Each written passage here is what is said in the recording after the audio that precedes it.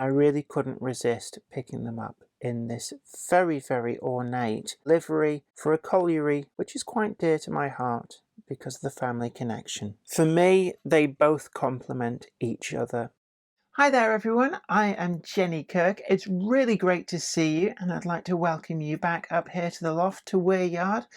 And today we're going to be reviewing a couple of wagons. Now, these wagons are something a little bit different. They're from two different manufacturers, and they actually they're lettered up for a colliery that is quite close to heart because it's from an area that I spent a lot of time whilst I was growing up, because it's where my grandparents lived, and actually my mother's side of the family, some of them even actually worked in this colliery.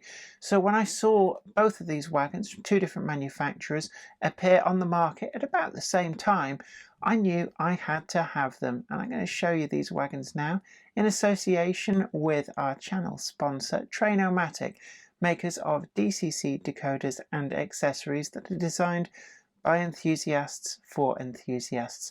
I'm really excited to show you these wagons, and it's something a bit different, being that it's O gauge for the Garden Railway. So come with me, I'm really, really happy to show you these.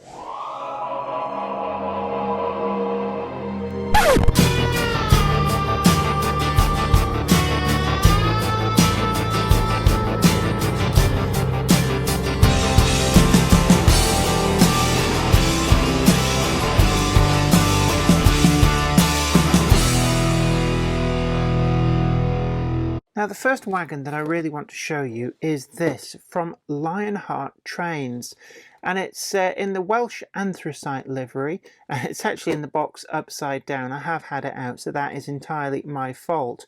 But it's a mark that I haven't actually talked about, I don't think, in my O-Gauge reviews, although I do have some of their wagons, and they do a really nice complementary range in O-Gauge.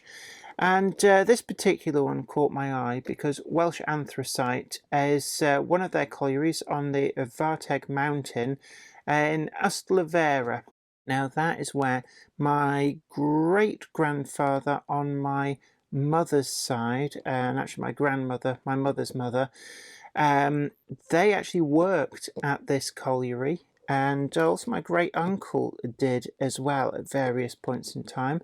Of course, it's hard to believe when you go down the Welsh valleys now that coal used to be such a massive part of that part of the world, and Welsh anthracite considered pretty much the best coal that's ever been dug out of the ground. It's very clean burning. It's suppose it's the original smokeless fuel. It's quite hard to get it lit, but once it is lit, there's a lot of energy comes out of it, and it burns very, very cleanly.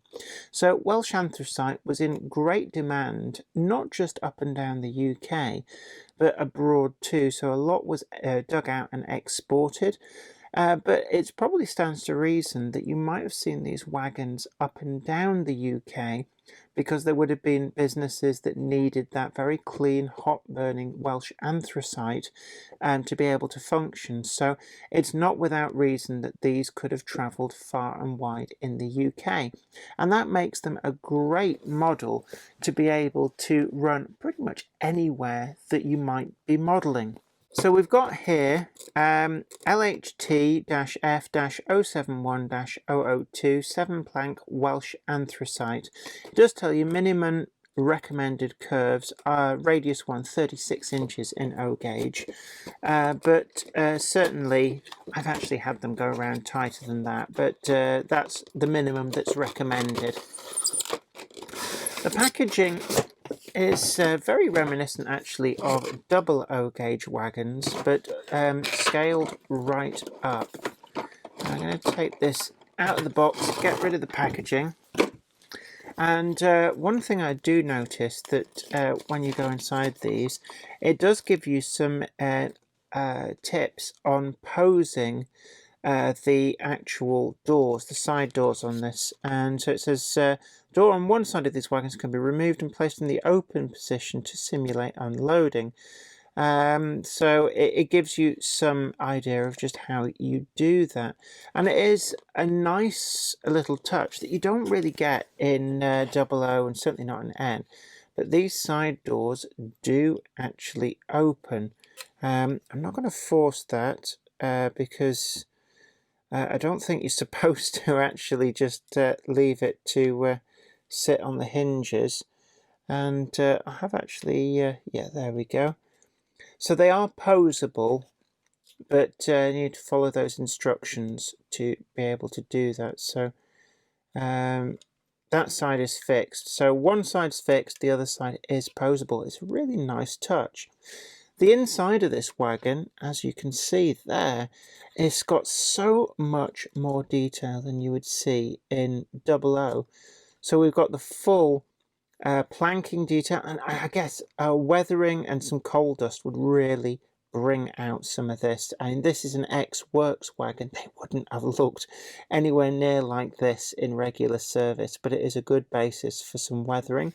And I particularly like the end tipping door. You've got the metal straps in there, modelled and coloured perfectly, and they actually feel metal. That rivet detail is very crisp and sharp. It's not posable, but there is a lot of separately applied detail, and even down to these handrails there are separately applied too. And really nicely done, fully sprung buffers all the way around, and there's a nice resistance to them. Of course, in O gauge, if you're going to be using these 3-link couplings, they are very, very necessary, and it's one of the reasons why you need a lot more space on the corners, because buffer lock really does become a potential issue. Now, a black and white livery like this could have been very, very boring, but actually this model is anything but. And you can see that the lettering is really crisp, and it's dead true to the planking, so it doesn't kind of rise or go a bit skew with. Everything is exactly where it needs to be. Now, my Welsh is a bit rusty, so Trimsaran, I think I'm mispronouncing that. I do know that that is Ystlyfera, because that's where I grew up. Abercrave, Vartech, Cwmmor, Gwaun Clwydd, I'm probably butchering those. You can see down here, repairs advised, Company House, Swansea, emptied to Neath, Great Western Railway, South Wales. And like I said before, I think these would have been quite well-travelled wagons. The actual detail on the wagon builder's plates on the sole bar really are exquisite. I can see the date there, 1925, and that is actually a raised plate. I'll just turn that so you can see. Really, really crisp and nicely done. And I'm particularly impressed by the rivet detail. Everything on this really is exquisite. I mean, look at that. That is amazing, the detail that's on there. I like these. You can see the twin spoke wheels, and they're actually you can see all the way through between the spokes. The brake blocks there line up so close to the wheel treads, just as they're supposed to do. And we even get the full representation of the chassis, the planking, and actually the underside of the bottom opening doors. These would be used for things like coal drops. You can see there the wagon is put together with 4 little screws. You just never see those in regular operation.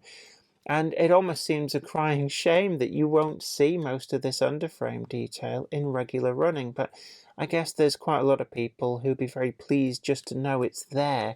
And, you know, sometimes with models, it's about knowing it's right, even if you can't necessarily see it. If we look to the other side there, all of the lettering is still equally as sharp. Everything is where it should be. And that kind of cream interior does contrast nicely with this exterior. And just everything about this wagon is so nicely done. The couplings come with these sprung loaded, I think. Yeah, it's quite tight on that one. And it's actually very, very, yeah, they do return. There's a very tight spring on there, but it does spring. And we get factory fitted 3-link couplings. In terms of weight, it actually does have a pretty reasonable weight. And I really do like these very free-running metal wheels and axles. They really do look the part. There doesn't appear to be, actually, yeah, I can feel there is a degree of spring to the wheels, so they're not rigidly four-coupled. There's a degree of lateral movement, which means it will take some small undulations in your track in its stride, which does play into some very free and reliable running. The brake lever there, I'm just going to see, I think it is posable. So it doesn't feel like it's turning on that spindle, but certainly there is scope if, say, you're going to put this in a yard or even in a train where some of the brakes might be pinned down for descending a hill. That does look like there is scope to be able to pose that. So the actual workings of the brakes do seem to be very nicely done and thought out. And those tiny little holes, they go all the way through? Not quite, I don't think so, but certainly as a mod for a modeler, you could very carefully drill those holes out, make a pin out of, say, a track pin, and you could actually pin down the brakes. Obviously it doesn't actually act on the wheels themselves, but as something that you can model in a train, because of course long train of unbraked wagons, when descending downhill, going up and downhill, some of the wagon brakes towards the back of the train would need to be pinned down to keep a constant tension on all those couplings to stop them from snatching. Both ends of the wagon are different because this is an end tipping wagon. So on that end, we've got the ordinary fixed end, and that's the tipping end. Really is nicely done. So full marks to Lionheart Trains for this particular wagon. And like I said, Ustlavera, Abercrave and Varteg. I do know how to pronounce that, although I think it's Varteg. Oh god, Ustlavera and Abercrave. There we are. We'll just leave it at that. And the other ones, they had collieries all over, but the Diamond Colliery was particularly in Ustlavera, still known as the Diamond Colliery right through, even after it closed, and that was under Vartek Mountain. And I remember walking around that area as a child, being taken for walks with my father, exploring some of the then defunct industrial archaeology, but there was still a lot of remnants knocking about. And I can remember walking up that mountain on a path and actually finding an axle off a wagon, one of these, just sat there in the ground. Who knows if it's still there, but certainly there was still lots of remnants of South Wales's industrial heritage in the early 1980s. I'm going to put that wagon to one side. We're going to change manufacturers now, and this next one comes from Dapol. And so we've got the standard Dapol packaging there, but as you can see, this is from the Diamond Anthracite Mine, which was under Vartek Mountain, and they were in Ustlavera, and that's where my great-grandfather worked, my great-uncle worked, and no doubt other members of the family, as you go back, worked at this colliery. Anthracite, very, very high quality. As I said before, burns hot, burns clean. So it is a really great fuel. And I suppose if they were still mining it, they'd be using it as a smokeless fuel. But sadly, I'm not even sure that you can get Welsh anthracite mined from the ground anymore. If there are any collieries still producing it in South Wales and you know about them, do let me know in the comments down below. Now it's a similar style box, as you can see. That's pretty much what O-Gauge is coming in now. And actually, it makes it quite easy to take these things apart. One of the 3-link couplings has just drifted off in the box, but they are pretty easy to refit. So we're going to get that back on.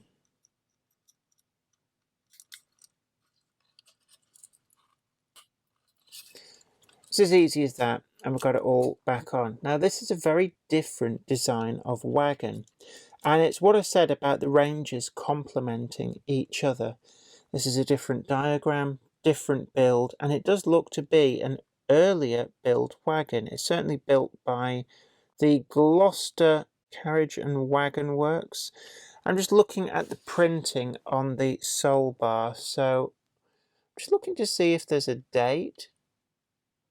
I suspect that this is pre-grouping. The fact that it mentions the Neath and Brecon Railway rather than the Great Western Railway, I'm not sure if that's indicative of anything. Certainly, I've seen wagons lettered for Great Central Railway or Lancashire and Yorkshire Railway that were clearly carrying a livery that post-dates the grouping period. So don't necessarily read into that too much, but certainly my gut feeling is that this is an earlier style wagon. You can see the underframe there with the metal strapping picked out, and it would have been completely made of wood.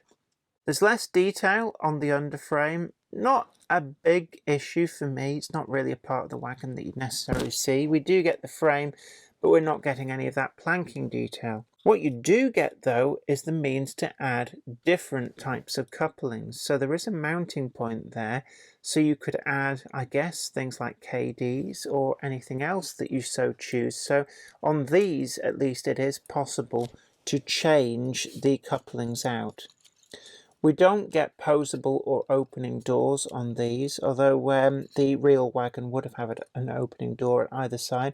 It does have that end tipping door, again fixed in place, but really nicely done on the detail on the inside. The interior of the wagon, again, picked out in this really quite nice creamy colour. It works very, very well for me, it has to be said. But we get slightly less detail, it must be said, on the interior of the wagon. The buffers, again, different design because it's a different build of wagon. And I really like that attention to detail. You see we've got these circular buffer housings, and they are sprung, obviously very necessary when you're running in O gauge. The 3-link couplings, yes, they are sprung, but as you can see, the spring is hidden underneath there, and it's just popped off again. I think that's why it was loose in the box. It's just not quite gripping in place perfectly. The livery is much more intricate on this, and it does suggest to me that it is an earlier wagon because we've got a lot more of this ornate style writing. We've also got, I don't know whether that there is a representation of something like where you'd put a card waybill saying where this wagon would be going, or whether that's actually because reading and writing was not quite so common back in the 19th century and before. A lot of wagons have a visual pictogram to be able to make it easier for staff to know where they're supposed to be going back to. So I don't know whether that is an element of that.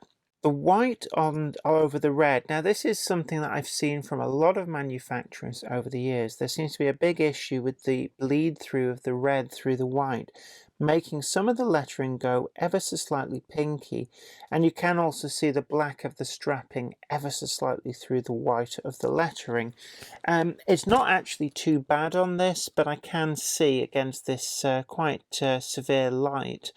But I think in the grand scheme of things, it's not actually too bad at all, and I really do like the look of this wagon. Lettering we've got with the drop shadowing, so we've got Diamond, Anthracite Mine Company Limited, Anthracite, all sizes and qualities, empty to, oh, I got to take a run up, Inniskey Siding, Neath and Brecon Railway, I don't know where that is. I wonder if that's short for Inniskedwin or somewhere like that. I'm not entirely sure.